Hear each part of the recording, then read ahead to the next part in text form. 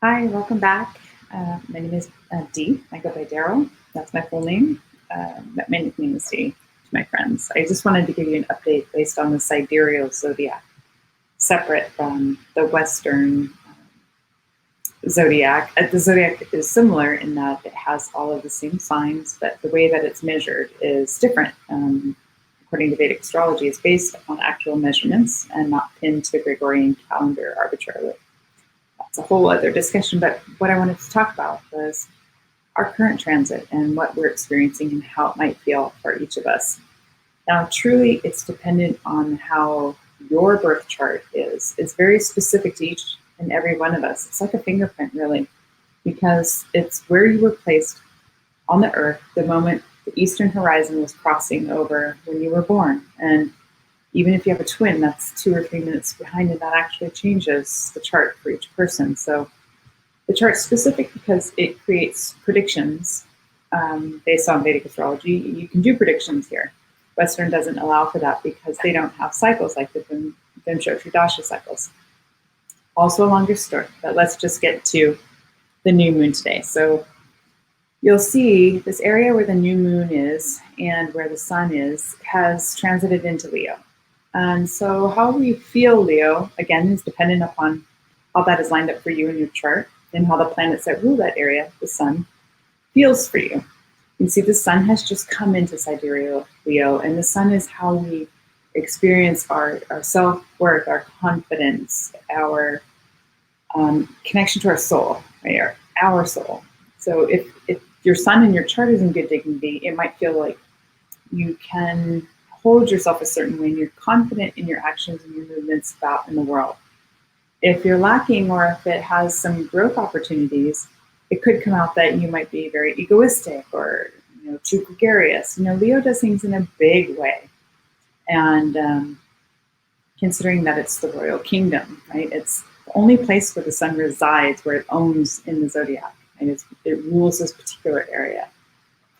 And the moon has just come into this area, and it's the darkest point when the moon is new today, just right now, actually, I think. And it's come into this star sign called Magha, and it's transiting through all the other ones as well. But so this is really where we'll take time, or where we could naturally take time and consider our ancestors, our lineage, our connection to those that came before us, to maybe have this natural yearning and desire to want to research old stories in the family or read books that are based on history, or just connecting with those old times, the good times. So it's a sweet mixture where you can really put yourself forth, and the efforts that you're bringing forth are going to help the ones that are coming behind you. And you can rely on those that have gone before you to help bring you into a space of, feeling good about things. It's been a challenging couple of weeks. I'll say that. We've been feeling this Saturn retrograde pressure, wanting structure. It's in Capricorn, so we're really wanting to have this compartmentalized, understanding, serious, moving forward kind of thing. But the Saturn, when planets go retrograde, they're coming closest to the Earth, and this is where the intensity is happening. So although it might feel really restrictive and things seem to be backing up and replaying out, it gives us opportunity to dig deep and to hold on to our own resolve. How do you get through things? Is it, are you checking out? Are you using outside things to help you feel better on the inside? And that doesn't always work, right? It's really when we bring ourselves to neutrality, maybe get on your yoga mat, surrender, follow a process of a spiritual practice, and we tend to feel that we can at least get out of our own way and then be of service to others too. This Mercury has just transited a few days back into Virgo, so this helps in some cases for some people, depending on how Mercury is in your chart. Mercury is where we have interest in the details. Cautious not to overcorrect people and want to constantly interject your point of view, but Mercury is all about the details. It's about curiosity. It's about interest. I've picked up reading again recently. So it's kind of this funny place where I'll get into the weeds about something, but it also feels pretty good. I just wanted to check in and say there's that. And then Venus nicely, I think Venus came out of Virgo. It was in this area where Venus is how we seek our happiness and how we connect in our relationships and or how it feels to us. And when it's in Virgo, although the details are important, right? This Virgo is ruled by Mercury. This is why Mercury does nicely here.